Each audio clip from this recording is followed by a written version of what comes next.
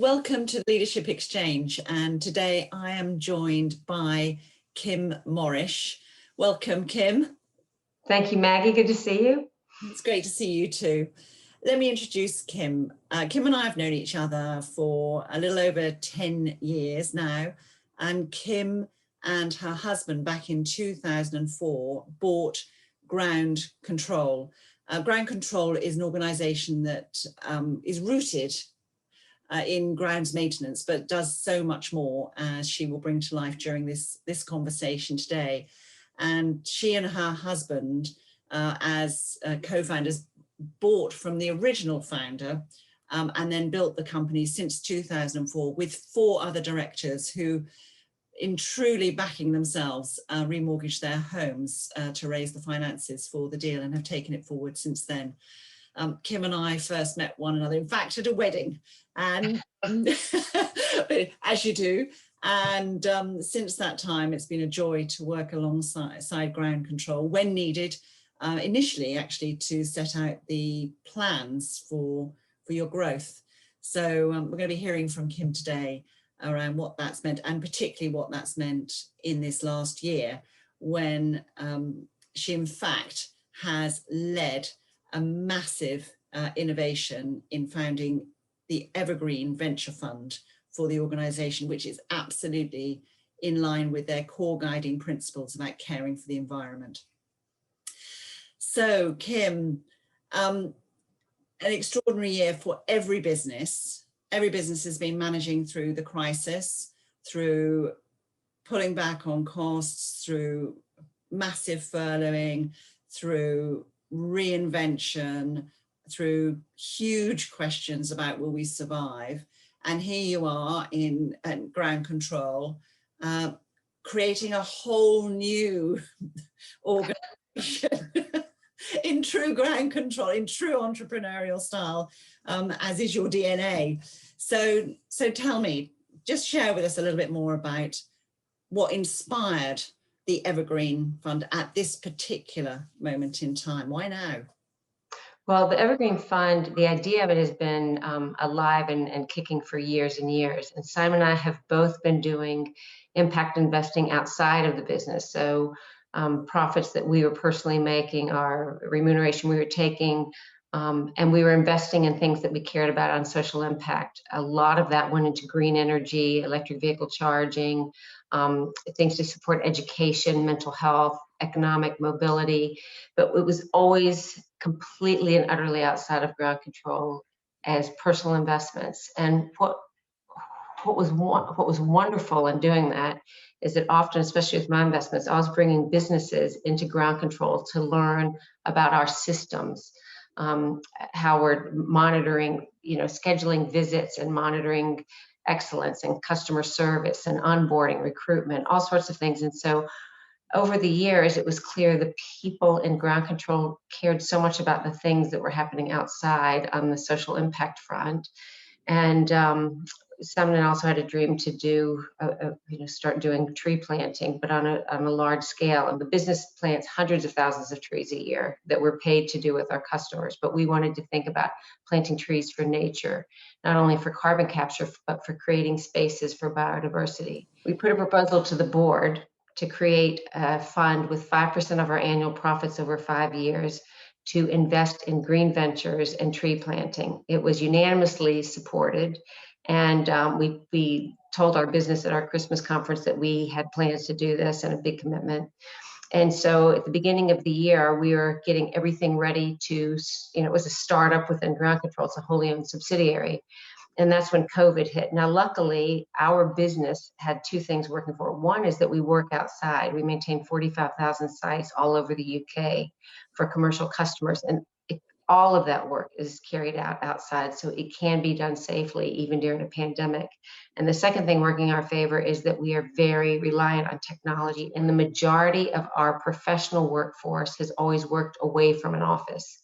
So along with the 210 people that work at our headquarters in Billericay, there were 230 that worked remotely, and then thousands on the ground that delivered the work. So we were less hit by the pandemic than so many other businesses. We're incredibly lucky that we could move with great business resilience straight into remote working for everybody and be able to work safely. With that said, we definitely, our customers took a hit and we had a big impact on our revenue immediately. There was suspension on numbers of our sites. And at that same time is when I was going to announce, here's our website, here are strategic partnerships, we're looking at our first investment. We had a really long discussion on, was this the right time? We were looking at making furloughs and even exploring, would we have to make redundancies further in the year? And again, unanimous conclusion that it's never the wrong time to do the right thing. So we launched in March. Literally in the same time we're closing the offices, we're talking about the first investment. We got the website up, we're signing up strategic partners, and we're starting the deal flow. And by late spring, we hired our first person to come in as an analyst. And today we've made 5 investments. We have almost a dozen strategic partnerships, and the fun is just going from strength to strength. The tree planting side of it, we have 7 projects underway now. Tree season just started, and there's projects all over the UK with customers, with landowners to get the trees in the ground. So, knock on wood, so far, everything's going wonderfully. It's never a wrong time to do the right thing. I'm really struck by that. That's amazing. Oh, congratulations on what you've created this year. It is extraordinary and in true ground control spirit.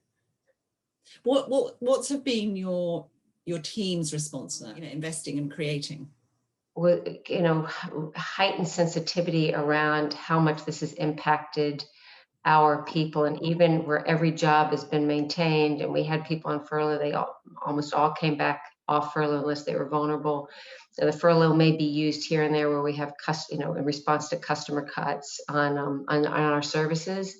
But it's really tricky to talk about how we're investing in electric vehicle charging stations or smart thermostats when people are so uncertain about their future. And with that sensitivity, Sam and I did a podcast in the early summer, and almost all the questions were about the Evergreen Fund and what we're doing in our spare time at home. But tremendously positive response from our staff. And I think when you have a values-driven business, which we do, and our tagline is caring for the environment, when you're true to those values, even in really difficult times, that's the right thing. That's the right thing for everybody, that they can trust that what you say is what you're going to do. So looking back over this year, and here we are nearly at the end of the year, what have you realized through this year for yourself as a leader? I mean, you're involved in many businesses as a non-exec. What have you realized, when you look back, value of reflection? On a very personal level, I've had a lot of time, even when all 4 children were home, and the pandemic time felt like it was going to be, where am I going to find time to do anything? There was time. There was a lot of time for walks in nature, especially with my eldest daughter. What have I realized? How vitally important our interaction with the planet is. And, COVID is probably a warm up to much greater and more devastating things that are going to occur if we don't get climate change under control. So that commitment to the planet, not to, growth for growth's sake, growth for profit's sake, growth because, that's what we're hardwired for, but growth that's purposeful, conscious of people, purpose, planet, all of those things need to come into alignment, because what's the point of it otherwise? So, reflections on that this past 8 months, definitely much more engagement with the planet. I've read some fabulous books. One is Overstory, which won the Pulitzer Prize in 2019. It's a love story about trees, and books like Rewilding and loads of Tony Juniper's works on nature. And how we can incorporate much more of that into how we run all of our operations. We spend a lot of time. There's podcasts from Greenpeace and Natural England that we've done sessions with our staff, really customized on how do we create networks for nature conservation. We've really brought that to the business forcefully and enthusiastically during this lockdown. So that's one thing, is planet. And the second thing is people. We have a very people-centric business. We, our first value is putting people at the center of everything we do. And more than ever, it's how to make sure that we're doing that when we can't see them and can't touch them and be near them anymore.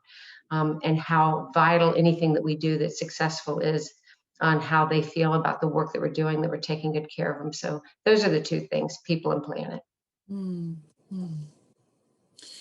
How many trees have you actually now planted then, Kim? Oh gosh, well, it's hard to know right this second because we're in the middle of these 7 projects, but we put in 23,000 trees on our farm here. That was the first big project we did. We couldn't find any of our customers at the time that we could get land dedicated to the number of trees we wanted to plant. So the first big project was here, and those trees have taken off. They've tripled in size, and it's been glorious to see. It's been really wonderful for the community as well. And then we have 7 projects underway. I'm guessing it'll probably be close to 50,000 trees in on those projects, along again with tens of thousands of trees that we do all through the season for customers. We have a pledge to do 1 million trees by 2025. Evergreen Fund, things we've catalyzed and amplified, along with what we're already carrying out for our customers. Mm-hmm. And you said about the community. What's been the community's response during this time? Well, it was quite an understated project we did here. There was no signage. We put 23,000 trees in, kind of underutilized fields that had been used for grazing and a little bit of crops. And nothing, and the footpath goes right through the middle of it. There was no one ever said anything about it, nor did we. And then earlier this year, again, probably right when COVID, I got the signage up, and we not only put Little Cowbridge wood and that these 23,000 native hardwood trees had been planted, and they would be protected for biodiversity and nature. But we put dedications to many of the directors and leaders in the business with quotes they had about nature and conservation. And so things just hit social media overnight. The Billericay discussion page and Instagram and all these accounts were just lighting up with, oh my gosh, who did this and why? Because we didn't put it under the auspices of ground control. It just appeared. It's not even clear whose land it is. And butterflies that hadn't been seen for years, the butterfly count increasing, red kites that were seen, and people just saying how wonderful to walk through this and see the growth from the year before. And it was so exciting. It really fills my heart with joy to hear you talk this way. And as you know, I really believe that a leader's contribution or a leadership team's contribution is so much more than the bottom line. The bottom line is important. That's attending to the financial health of organization. But in terms of the contribution, the legacy that we leave as leaders, we have so much opportunity, every leader in every organization globally, to really question, what does contribution really mean to me, mean to us, that we want to truly be remembered for. And I really applaud what you're doing. It's wonderful to hear that story today. Thank you. And during this time, what's been lost, if anything? You've talked about what's been gained in some ways, but what's been lost or is sort of out of awareness, or we're just not paying attention to? Any reflections in that regard, Kim? How vital human interaction is, and Zoom and technology that enables us to be together and be together so efficiently is not the same as being right next to someone or working shoulder to shoulder with someone, or the serendipitous conversations that happen while you're grabbing a cup of coffee at the coffee machine or the water cooler, or just passing in the hallway, or picking up something from someone you're sitting next to.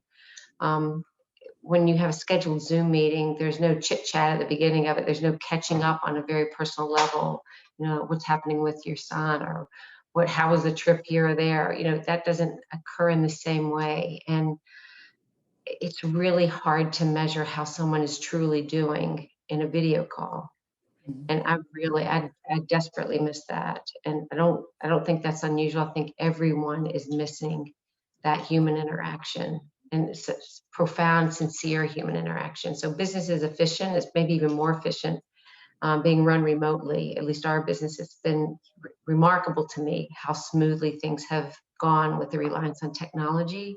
But what's been lost is, wrapping your arms around people and being together. Mm-hmm. Yeah, it's funny. I was reflecting the other day myself that the ability to just pick up the phone and have a conversation has sort of disappeared too. In that everything's become a little bit more formal with needing to book a Teams call or a Zoom call, Oh, and not for me. you're on the phone. I'm conscious that many people don't like just having someone ring in the middle of their day because they have their days planned. But I'm probably a little impulsive. Something will occur to me, and I just pick up the phone. And if I'm being super considerate, I will text first and say, "Hey, do you have time for a quick chat?" But um, scheduling a Zoom call, it's not. It's you don't get that. Okay, this just happened. What do you think? That same sort of informal brainstorming, I think that is so vital for ingenuity and creativity, and it's hard to schedule that. So I still do it.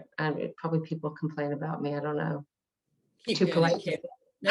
No, keep doing it. It's good. So going forward then, what are you going to be preserving from this time, that you've learned, that you've reflected on, that you've built? What are you going to be preserving as a leader or as a business? I mentioned that majority of our workforce works remotely from our headquarters, and I think that there's been a focus over the years that's grown about having everyone come in. I mean, most of our directors live very far from where our headquarters is, and they're traveling in, they're away from their families a couple days or a couple nights a week, and it's just not needed. So that human touch is needed at times, some continual involvement on a personal level, but not in the same way that we can operate really, really efficiently from wherever we are. The time that is lost traveling, the time that's lost racing around to get someplace, that there's just smarter, better, easier ways of doing things. It gives maybe even a better life balance. Certainly a less, a smaller imprint on the planet. All this running around. I mean, we have the largest fleet of Teslas in Europe, so almost all of our vehicles are electric for professional staff. But still, there's just an impact on running a national business, a truly national business from one place. Yeah.